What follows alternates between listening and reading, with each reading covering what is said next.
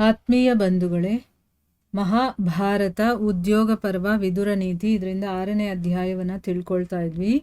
ಹೋದ ಭಾಗದಲ್ಲಿ ಧೃತರಾಷ್ಟ್ರ ಕೇಳ್ತಾನಲ್ವಾ, 100 ವರ್ಷ ನಮ್ಗೆ ಆಯಸ್ಸು ಅಂತ ವೇದಗಳಲ್ಲಿ ಹೇಳಿದ್ದಾರೆ, ಆದರೂ ಅಷ್ಟು ವರ್ಷ ಯಾಕೆ ಬದುಕೋದಿಲ್ಲ, ಆಯಸ್ಸು ಅಷ್ಟು ಬೇಗ ಅಷ್ಟು ಆಯಸ್ಸು ನಮಗೆ ಸಿಗೋದಿಲ್ವಲ್ಲ, ಯಾಕೆ ಅಂತ ಕೇಳ್ತಾನೆ. ಅದಕ್ಕೆ ವಿದುರರು ಯಾವ ಯಾವ ಗುಣಗಳಿದ್ರೆ ಸ್ವರ್ಗಕ್ಕೆ ಹೋಗ್ತಾರೆ ಜನರು, ಯಾವ ಯಾವ ಗುಣಗಳಿದ್ರೆ ನರಕಕ್ಕೆ ಹೋಗ್ತಾರೆ ಜನರು ಅನ್ನೋದನ್ನೆಲ್ಲ ಈಗ ಹೇಳಿದ್ರು. ಈಗ ಮುಂದುವರೆದೇನು ಹೇಳ್ತಾರೆ ಅಂತ ತಿಳ್ಕೊಳ್ಳೋಣ. ರಾಜನೇ, ಸದಾ ಪ್ರಿಯವಚನಗಳನ್ನು ಆಡುವಂಥ ಮನುಷ್ಯ ಸಹಜವಾಗೇ ಸಿಗ್ತಾರೆ. ಆದರೆ ಯಾರು ಅಪ್ರಿಯನಾಗಿರ್ತಾನೋ, ಹಿತಕಾರಿಯಾಗಿರ್ತಾನೋ, ಆ ರೀತಿ ಮಾತನಾಡುವಂಥವನು ಮತ್ತು ಕೇಳುವಂಥವನು ಇಬ್ಬರೂ ಕೂಡ ದುರ್ಲಭರೇ. ಯಾರು ಸದಾ ಅಪ್ರಿಯ ಮಾತುಗಳನ್ನು ಆಡ್ತಾನೋ, ಅಂದರೆ ಇಷ್ಟ ಆಗದೆ ಇರೋ ಥರ ಮಾತಾಡೋ ಮನುಷ್ಯ ಇದ್ದಾನಲ್ಲ, ಅವನು ಸಹಜವಾಗೇ ಸಿಕ್ಬಿಡ್ತಾನೆ. ಆದರೆ ಯಾರು ಇಷ್ಟ ಆಗಿರುವಂಥ ಮಾತಾಡಿ ಹಿತಕಾರಿಯಾಗಿರ್ತಾನೋ, ಈ ರೀತಿ ಮಾತಾಡುವಂಥವನು ಮತ್ತು ಕೇಳುವಂಥವ್ರು ಇಬ್ಬರು ಕೂಡ ದುರ್ಲಭರು. ಆಯಿತಾ? ಈಗ ಪ್ರಿಯನಾಗಿದ್ಕೊಂಡು ಹಿತಕಾರಿಯಾಗಿರುವಂಥವ್ರು, ಒಳ್ಳೇದಾಗಬೇಕಪ್ಪ ಇವ್ರಿಗೆ ಅಂತ ಯೋಚನೆ ಮಾಡ್ತಾರಲ್ಲ, ಅಂಥವ್ರು ಸಿಗೋದು ದುರ್ಲಭ. ಯಾರು ಧರ್ಮದ ಆಶ್ರಯವನ್ನು ತಗೊಂಡು ಮತ್ತು ಸ್ವಾಮಿಗೆ ಪ್ರಿಯ ಅಥವಾ ಅಪ್ರಿಯ ಇದರ ವಿಚಾರವನ್ನು ಬಿಟ್ಟು ಅಪ್ರಿಯವಾಗಿದ್ದರೂ ಕೂಡ ಹಿತದ ಮಾತನ್ನು ಆಡ್ತಾನೋ, ಅದರಿಂದ ರಾಜನಿಗೆ ನಿಜವಾದ ಸಹಾಯ ಸಿಗತ್ತೆ. ಈಗ ಒಬ್ಬ ತನ್ನ ಒಡೆಯನಿಗೆ ಒಳ್ಳೆಯದು ಇದು ಕೆಟ್ಟದ್ದು ಅಲ್ವಾ, ಇದನ್ನೆಲ್ಲ ಬಿಟ್ಬಿಟ್ಟು ಅವನಿಗೆ ಕೆಟ್ಟದ್ದಾಗಿದ್ರೂ ಕೂಡ ಒಳ್ಳೆ ರೀತಿಯ ಮಾತನ್ನು ಆಡ್ತಾನೋ, ಅದರಿಂದ ರಾಜನಿಗೆ ನಿಜವಾಗ್ಲೂ ಸಹಾಯ ಆಗುತ್ತೆ ಅಂತಂದ್ಬಿಟ್ಟು ಹೇಳ್ತಾ ಇದ್ದಾರೆ. ಮತ್ತು ಒಂದು ಕುಲದ ರಕ್ಷಣೆಗೋಸ್ಕರ ಒಬ್ಬ ಮನುಷ್ಯನ ಮತ್ತು ಗ್ರಾಮದ ರಕ್ಷಣೆಗೋಸ್ಕರ, ಒಂದು ಕುಲದ ಮತ್ತು ದೇಶದ ರಕ್ಷಣೆಗೋಸ್ಕರ, ಊರಿನ ಮತ್ತು ಆತ್ಮದ ಕಲ್ಯಾಣಕ್ಕೋಸ್ಕರ ಇಡೀ ಪೃಥ್ವಿಯನ್ನು ನಾವು ತ್ಯಾಗ ಮಾಡಬೇಕು.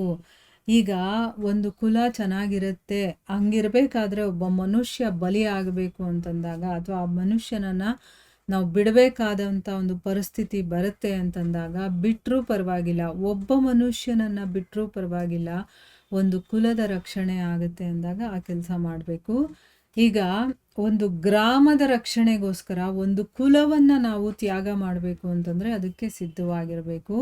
ಇನ್ನು ದೇಶದ ವಿಷಯ ಬಂದಾಗ ಊರನ್ನು ಬಿಡಬೇಕಾದಂಥ ಪರಿಸ್ಥಿತಿ ಬಂದರೆ ಬಿಟ್ಟುಬಿಡಬೇಕು, ಯಾಕಂದರೆ ಇಡೀ ದೇಶದ ಪ್ರಶ್ನೆ ಅದು. ಹಾಗೆಯೇ ಆತ್ಮದ ಕಲ್ಯಾಣಕ್ಕೋಸ್ಕರ ಇಡೀ ಪೃಥ್ವಿಯನ್ನು, ಅಂದರೆ ಈ ಪೃಥ್ವಿಯಲ್ಲಿ ಏನೇನಿದೆಯೋ ಪೃಥ್ವಿಯನ್ನು ಸೇರಿ ನಾವು ಬಿಡಬೇಕಾದಂಥ ಒಂದು ಸಂದರ್ಭ ಬಂದರೆ ನಮ್ಮ ಆತ್ಮದ ಕಲ್ಯಾಣಕ್ಕೋಸ್ಕರ ಅದನ್ನು ಬಿಡಬೇಕಾಗತ್ತೆ. ಆಮೇಲೆ ಆಪತ್ತಿಗೋಸ್ಕರ ಹಣದ ರಕ್ಷಣೆ, ಆಮೇಲೆ ಹಣದ ಮೂಲಕ ಸ್ತ್ರೀಯ ರಕ್ಷಣೆಯನ್ನು ಮಾಡಿ, ಮತ್ತು ಸ್ತ್ರೀ ಮತ್ತು ಹಣ ಎರಡರ ಮೂಲಕ ಸದಾ ತನ್ನ ರಕ್ಷಣೆಯನ್ನು ಮಾಡ್ಕೋಬೇಕು. ಅಂದರೆ ಇಲ್ಲಿ ತನ್ನ ರಕ್ಷಣೆಗೋಸ್ಕರ ಅವನು ಇದನ್ನೆಲ್ಲನೂ ಯೂಸ್ ಮಾಡಿಕೊಂಡ್ರೂ ಪರವಾಗಿಲ್ಲ ಅಂತ ಹೇಳ್ತಾ ಇದ್ದಾರೆ. ಮತ್ತು ಹಿಂದಿನ ಕಾಲದಲ್ಲಿ ದ್ಯೂತವನ್ನು ಆಡ್ತಾರಲ್ಲ, ಅದು ಮನುಷ್ಯರಲ್ಲಿರುವ ವೈರತ್ವವನ್ನು ತರೋದಕ್ಕೆ ಕಾರಣ. ಅಂದರೆ ಇಬ್ಬರು ಮನುಷ್ಯರು ಒಬ್ರಿಗೊಬ್ರು ವೈರಿಗಳಾಗೋದು ಅಥವಾ ಶತ್ರುಗಳಾಗೋದು ಅಥವಾ ಜಗಳ ಆಡೋದು, ಇದಕ್ಕೆ ಕಾರಣ ಏನು ಅಂತಂದರೆ ದ್ಯೂತ ಅಂತ ಅಂದ್ಕೊಂಡಿದ್ದಾರೆ. ಅದಕ್ಕೋಸ್ಕರನೇ ಬುದ್ಧಿವಂತ ಮನುಷ್ಯ ತಮಾಷೆಗೋಸ್ಕರನೂ ದ್ಯೂತವನ್ನು ಆಡಬಾರ್ದು ಅಂತಂದ್ಬಿಟ್ಟು ಇಲ್ಲಿ ವಿದುರರು ಹೇಳ್ತಾ ಇದ್ದಾರೆ. ಮತ್ತು ಅವ್ರು ಹೇಳ್ತಾರೆ, ರಾಜನೇ, ನಾನು ದ್ಯೂತ ಪ್ರಾರಂಭ ಆಯ್ತಲ್ವಾ ನಿಮ್ಮ ಒಂದು ಅರಮನೆಯಲ್ಲಿ, ಅದಕ್ಕೆ ಮೊದಲು ಹೇಳಿದ್ದೆ ಇದು ಸರಿ ಅಲ್ಲ ಅಂತಂದ್ಬಿಟ್ಟು. ಯಾಕಂದರೆ ವಿದುರ ನೀತಿವಂತ, ಧರ್ಮ ಗ್ರಂಥಗಳಲ್ಲಿ ಏನು ಹೇಳಿದ್ದಾರೆ ಅನ್ನೋದು ಅವನಿಗೆ ಚೆನ್ನಾಗಿ ಗೊತ್ತಿದೆ. ಅದಕ್ಕೆ ಇದು ಆಡೋದು ಸರಿಯಲ್ಲ ಅಂತಂದ್ಬಿಟ್ಟು ನಾನು ಮೊದಲೇ ಹೇಳಿದ್ದೆ.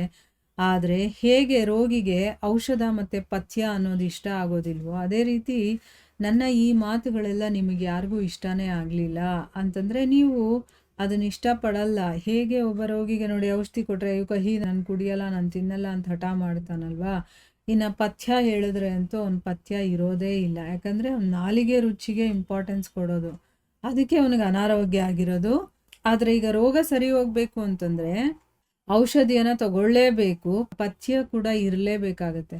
ಇಲ್ಲ ಅಂತಂದರೆ ರೋಗ ಎಲ್ಲಿಂದ ವಾಸಿ ಆಗುತ್ತೆ. ಅದೇ ಥರ ನಾನು ಎಷ್ಟು ಹೇಳಿದೆ ಇದೆಲ್ಲ ಸರಿ ಇಲ್ಲ, ದ್ಯೂತ ಆಡಬೇಡಿ ಅಂತ, ಆದರೆ ನೀವು ಯಾರೂ ನನ್ನ ಮಾತನ್ನು ಕೇಳಲಿಲ್ಲ ಅಂತಂದ್ಬಿಟ್ಟು ಹೇಳ್ತಾನೆ. ಆಮೇಲೆ ಮುಂದುವರೆದು ಹೇಳ್ತಾನೆ, ನರೇಂದ್ರನೇ, ನೀವು ಕಾಗೆಗಳ ಹಾಗೆ ಇರುವಂಥ ನಿಮ್ಮ ಮಕ್ಕಳ ಮೂಲಕ ವಿಚಿತ್ರ ರೆಕ್ಕೆಗಳಿರುವಂಥ ನವಿಲುಗಳ ಹಾಗಿರುವಂಥ ಪಾಂಡವರನ್ನ ಪರಾಜಿತಗೊಳಿಸುವಂಥ ಪ್ರಯತ್ನ ಮಾಡ್ತಾ ಇದ್ದೀರಾ.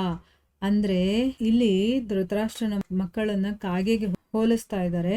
ಮತ್ತೆ ಪಾಂಡವರನ್ನ ಒಂದು ಸುಂದರವಾದಂತಹ ಬಣ್ಣ ಬಣ್ಣದ ಚಿತ್ರ ರೆಕ್ಕೆಗಳಿರುವಂತಹ ನವಿಲಿಗೆ ಹೋಲಿಸಿ ಹೇಳ್ತಾ ಇದ್ದಾನೆ.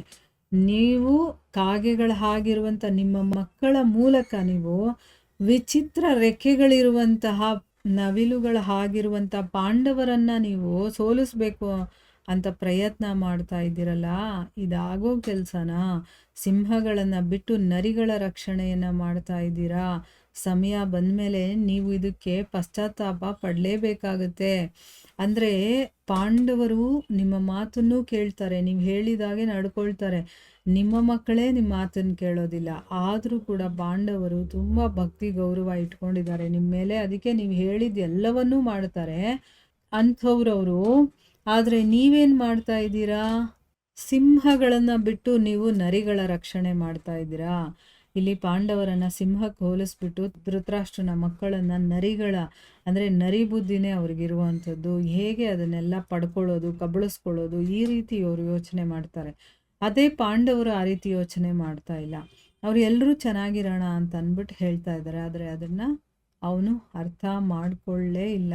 ಅದಕ್ಕೋಸ್ಕರನೇ ಅವನಿಗೆ ಇವಾಗ ಇಷ್ಟೆಲ್ಲ ತೊಂದರೆಗಳಾಗ್ತಾ ಇರೋದು. ಅದಕ್ಕೆ ಇಲ್ಲಿ ಅವನು ಎಚ್ಚರಿಕೆಯನ್ನು ಕೊಟ್ಟು ಹೇಳ್ತಾ ಇದ್ದಾನೆ, ಏನು ಮಾಡ್ತಾ ಇದ್ದೀರಾ ನೀವು ಅನ್ನೋದನ್ನ ಸ್ವಲ್ಪ ನೀವೇ ಯೋಚನೆ ಮಾಡಿ. ನೀವು ಮಾಡ್ತಾ ಇರೋದು ಸರಿನೋ ಇಲ್ವೋ ಅಂತ ಅಂದ್ಬಿಟ್ಟು, ಒಬ್ಬ ಮಗ ಇದ್ಬಿಟ್ಟಿದ್ದಾನೆ ಅವನ ಮೇಲೆ ನನಗೆ ಮೋಹ ಆವೇಶ ಅಂದ್ಕೊಂಡು ನೀವು ಇದ್ದರೆ ನಿಜವಾಗ್ಲೂ ಇಡೀ ಜಗತ್ತೇ ಸರ್ವನಾಶ ಆಗುತ್ತೆ ಅನ್ನೋ ರೀತಿಯಲ್ಲಿ ವಿದುರ ತನ್ನ ನೀತಿಯನ್ನು ಧೃತರಾಷ್ಟ್ರನಿಗೆ ಹೇಳ್ತಾ ಇದ್ದಾನೆ. ಮುಂದುವರೆದು ಏನಾಗುತ್ತೆ ಅಂತ ನಾವು ಮುಂದಿನ ಭಾಗದಲ್ಲಿ ತಿಳ್ಕೊಳ್ಳೋಣ. ಹರೇ ಕೃಷ್ಣ.